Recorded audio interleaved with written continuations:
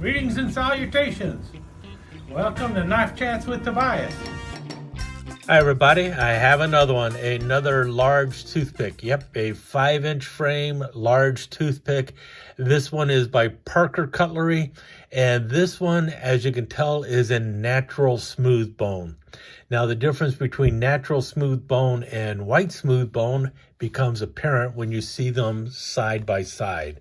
I like both, and in many ways the natural smooth bone really has a lot more character to it than white smooth bone. This one, like I mentioned, is by Parker Cutlery. This one is by Frost Cutlery. Both of these are knives that were made in Japan, however, so around the same time. So the bone color it didn't just darken simply because it's been around since about 1980 or so. As you can see, if it's white smooth bone, it will remain whiter for a much longer time. And that's because I believe I've heard some people have said that they actually have to dye the bone white or they bleach it white. This is the way the natural color would look like. And in any case, the bone also has to be sanded smooth. So a lot has to go into making a natural smooth bone or even a white smooth bone knife, from what I understand. In any case, both of these are pretty cool 5-inch toothpicks. This is the only, well, I've got two white smooth bone toothpicks. This one is the only USA made one. This is the only one I have made in Japan. So far, I've been unable to find a large toothpick from Rough Rider in white smooth bone because they don't make one. They also do not make one in Marbles. Also does not make a white smooth bone large toothpick. So I have never found one from China, and there's very few from the United States. This is the only one I have been able to find so far. And as you can tell, it has a shield. This is from Baron Sun. And as you can also see here, 19 of 100. So they made 100 of these in white smooth bone. It has a titanium coated 448 stainless steel blade. The only other knife I have in white smooth bone that could sort of pass as a toothpick is this one here, which is closer to an Okapi ring lock knife than an actual toothpick, but it does have that powder horn frame. And this is also in white smooth bone. I don't know where the blade was made. You know, it might have came out of China, might have come out of Pakistan, for all I know. What I do know is the knife was assembled here in the United States.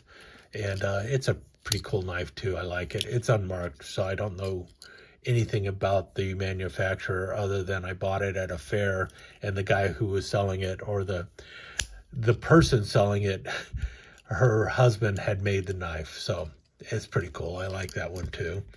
But let's go back to the Parker Cutlery Saturday Night Special. That's what this knife is actually called. This one is the Cheetah. We see that Frost Cheetah. And this one here, this is another one. This is also a natural smooth bone. This one is from Frost, though. Notice it's a little bit different. Got the cutout for a finger up there, you know, a little finger groove. And this is actually the Texas toothpick. And this one is by Frost, Japan again, though. Really nice knife. Any case, let's get back to where I should be talking anyway, which is right here, the Saturday Night Special, because this is really cool. And I've been trying to get one of these for a while. But I wanted it in either natural smooth bone or white smooth bone. I would have also gone for one that was in pearl or something, because that made sense to me more so than some of the other ones that I saw in other bone materials. But in any case, the name of it was one of the selling points of it. And maybe today the naming doesn't mean much to many people, but what a Saturday Night Special is, for those who don't know. The term Saturday Night Special normally did not apply to a a knife as far as I know. Typically, it referred to a very inexpensive pistol or revolver, usually a very small caliber one on top of that, like a 22 caliber revolver or a 25 automatic, something like that. And these were relatively inexpensive pistols and revolvers. Actually, relatively inexpensive is not even a term for it. They were dirt cheap. And because of that, it was a pistol that just about anyone could buy and afford. And a lot of people owned them.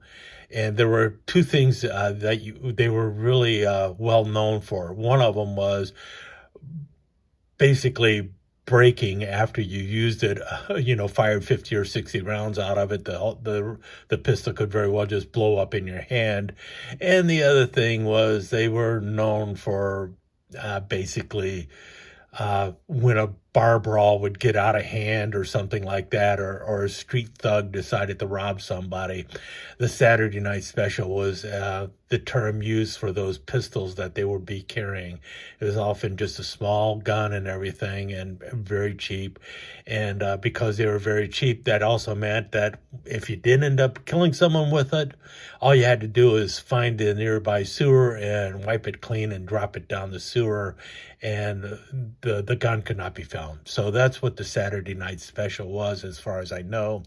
And the term Saturday Night Special really took off around 1975 when Leonard Skinner did a song called Saturday Night Special, and the song talked about the guns, the Saturday Night Special gun, and that they basically weren't good for anything except killing people, because they